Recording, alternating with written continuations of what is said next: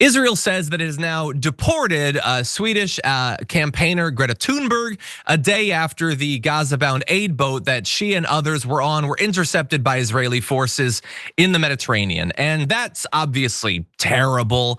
But Israel is doing more than just that to remind everyone that they are the comic book level villain in this story. They dismissed that aid boat as a selfie yacht. It's a selfie yacht because Greta Thunberg, she doesn't really care about anyone other than herself. So they announced that they'd been transferred to Ben Gurion Airport and were shipped out. When they seized the ship, by the way, they surrounded it by quadcopter drones. They sprayed it with a white irritant substance and had its communications jammed because it was a big military threat. Greta Thunberg, I'm pretty sure she had this super soldier serum injected in her and she could single-handedly take down the IDF. So it's good that they really locked that thing down. You can see, by the way, here's the path that it took, and it got pretty close to Gaza to be able to provide the small amount of aid that they had on board. But no, the Foreign Ministry of Israel dismissed it as a gimmick. They insisted that the blockade that is resulting in starvation and people dying of thirst and no medicine going there and all of the human suffering that we see and have seen for years was consistent with international law, which it is not. And any attempts to breach it were dangerous, unlawful, and undermine ongoing humanitarian efforts. See, Israel just cares about the humanitarian situation in Gaza. And Greta Thunberg really risked upsetting that careful balance. Greta Thunberg almost ruined that. One more insult to injury. They demanded that the activists and Thunberg watch October 7th attack footage. And then the activists refused to do that. Greta Thunberg refused to do that. And here's how they talked about that. This is the defense minister of Israel. These anti-Semitic Flotilla activists closed their eyes to the truth and once again proved they prefer the murderers over the victims. They continue to ignore the atrocities committed by Hamas against Jewish and Israeli women, the elderly, and children.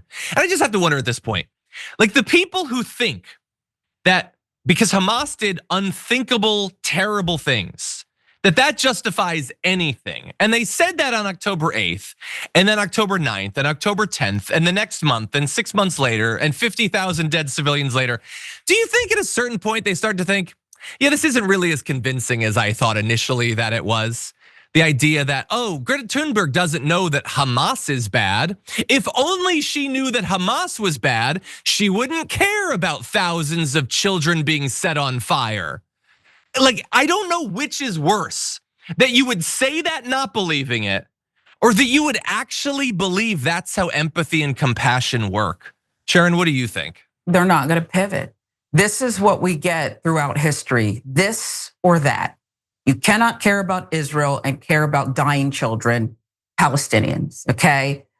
It's like the abortion issue, it really is. Do you know any woman, have you met any woman who you could say, hey, who wants an abortion in here? And she raised her hand and said, I think I'd like one this afternoon. It's not this or that. We are fully capable of saying the disgusting trash horror that we watched on October 7th. And knowing who took responsibility for it and people still being held. We get it, sick. And you know what else is sick? Bombing hospitals, targeting journalists, targeting food aid when it's marked on the top of the trucks and it says, we're just here to pass out much needed aid. People are dying, there's no medicine, there's nothing. We get it, it's not this or that. And they will not pivot and they want us to believe it. They want us to believe it's one or the other. You will make this choice or else. Yeah, it's cartoonish, it's buffoonish. Cartoonish. Let's say that it was a gimmick. What do you think that this helps you? Like you think that like young people around the world see you as the bad guy in what you do? You know what you could have done? You could have welcomed the ship, let them distribute their aid, heard them out, and then that would have been that. You didn't choose to do that. That seems wise, I think. But anyway, I'm not in charge, unfortunately. They're radicalizing. I know we have to run, John, but they're literally radicalizing people who were never going to be part of Hamas. They don't want anything to do with these people who have also kept them down. You killed grandmas, kids, wiped out my whole block, my legs missing. you're radicalizing people who had no interest in this, Yeah. none.